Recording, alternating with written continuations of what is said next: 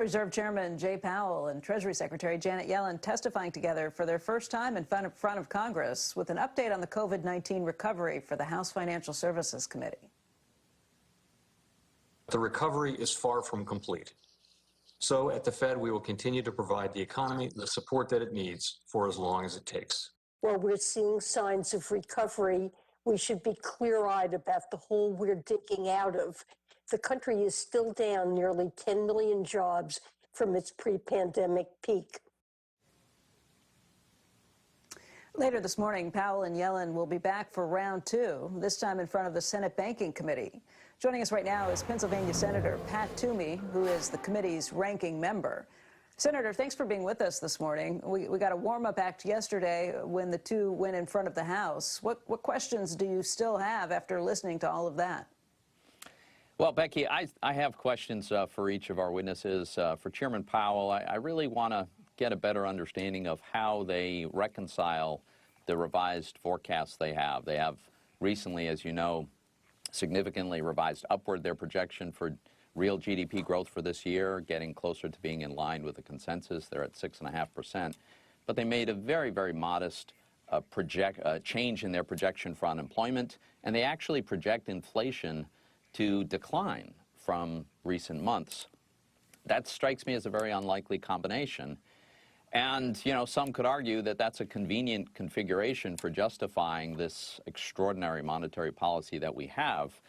But I'm not sure that that it fits very well. So I want to explore that with the chairman. Well, wait a second, Senator. Before we move on, are you questioning their credibility on this front? You think they are doing this disingenuously? I'm not accusing them of anything. I just want to understand this. And my job in an oversight role is to, you know, ask some tough questions.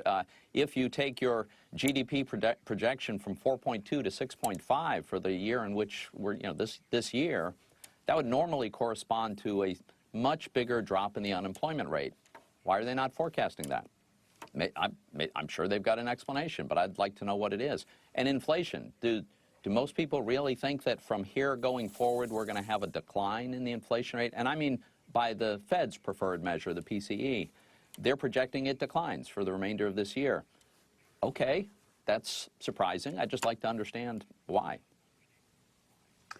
It sounds like you're a little more in line with Dallas Fed President Kaplan, who was with us yesterday and explained that he thinks the Fed should be hiking rates by next year. He's a little more aggressive, much more hawkish than other members. Would you put yourself in that camp, or are you even more hawkish than that? Yeah, well, so here's what I find hard to wrap my brain around. The Fed is projecting real growth of 6.5% this year, that this year we eclipse the pre-pandemic total output level, that unemployment does continue to decline. And despite all of that growth, we've got basically a zero interest rate environment, and they're buying $1.4 trillion worth of securities this year, pumping massive amounts of money into the economy, in addition to what's already been done. Is this what we're supposed to expect, like above-trend growth, declining unemployment, approaching record low unemployment? We're not there yet, but approaching it over the course of next year. And those circumstances require that we pump up $1.4 trillion of cash into the economy? That seems odd to me. We have plenty of market watchers, including Dan Niles, who we spoke with yesterday, who would say they anticipate that you're going to start hearing from the Fed by May or June that, look, we are going to have to stop buying, start the tapering process at least, if not a rate hike, start the tapering process, that it won't be necessary to continue this buying. It sounds like you're in that same camp, too. Absolutely.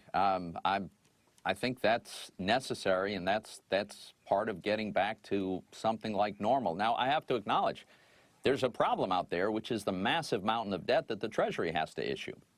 And the fact that it exceeds the domestic savings rate, and foreign buyers have recently at some auctions seemed to have a waning interest, that's a disturbing combination, and that's part of the backdrop here.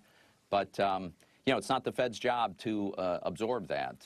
So, you know, that's why I just want to understand better what their analysis is. Is there anything they could say that would sway you from your thoughts that we're going to be hitting inflation, that they should be tapering? Is there something that they could potentially say that would make you rethink all of that? Yeah, possibly. Look, I think you could make a case maybe that a decline in the unemployment rate is going to be more gradual. We've got, hopefully, we're increasing the workforce participation because that declined badly during the pandemic. Maybe it's sticky for other reasons. So, look, I'm not prejudging this. I genuinely want to understand better what is the analysis that gets us here. Mike? You know, most likely, were you to ask that question of Chair Powell, he's probably going to go back and talk about their new framework for thinking about inflation and how they will not really be proactive in trying to anticipate it. They're going to let it run a little bit above 2% for some period of time. That's been. Do you actually think that that is a sound policy here, or would you push back on that new framework?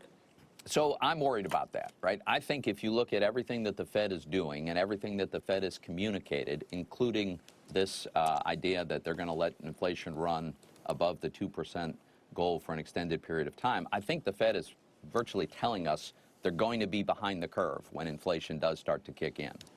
And that does concern me.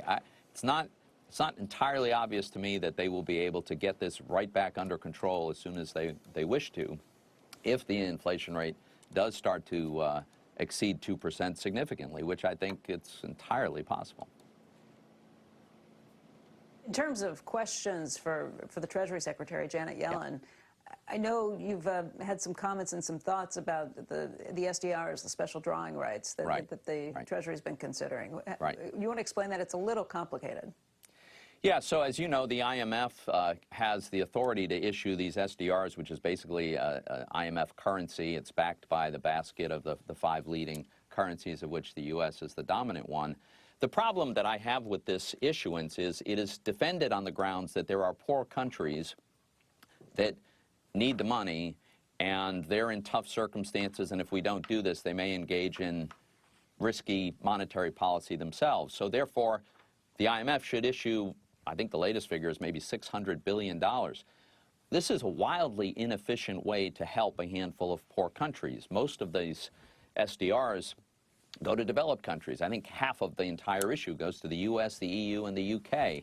And then money goes to some really bad actors like Iran and Venezuela and Russia, and all of it can be converted on demand to U.S. dollars. So it's a contingent liability, if you will, for the American taxpayer, all because we have a handful of poor countries that are in a fiscal bind. Maybe we ought to have direct lending to those programs. Maybe they need foreign aid, in which case they should come to Congress. But I think this is really the wrong way to proceed. Secretary Mnuchin, exercised his veto and wouldn't allow this, but Secretary Yellen seems to support this policy. I intend to ask her about that. Would you support foreign aid to those countries? Foreign aid was a much tougher negotiation last time around with Congress. Yeah, well, I mean, it depends on which countries and how much and what are the strings attached. You know, that's another problem. At least when you're doing some kind of foreign aid, and it could be an IMF loan, it could be directed loans. The IMF does that as well. You can put some requirements that they get their fiscal house in order as a condition of the extension of credit. Not the case with SDRs. It's just no strings attached, no questions asked. Here's a pile of money, and you can convert it all to dollars. Doesn't strike me as the best way to do this. Sounds like you do have some tough questions indeed. We'll be watching today, Senator. Thanks for your time. All right.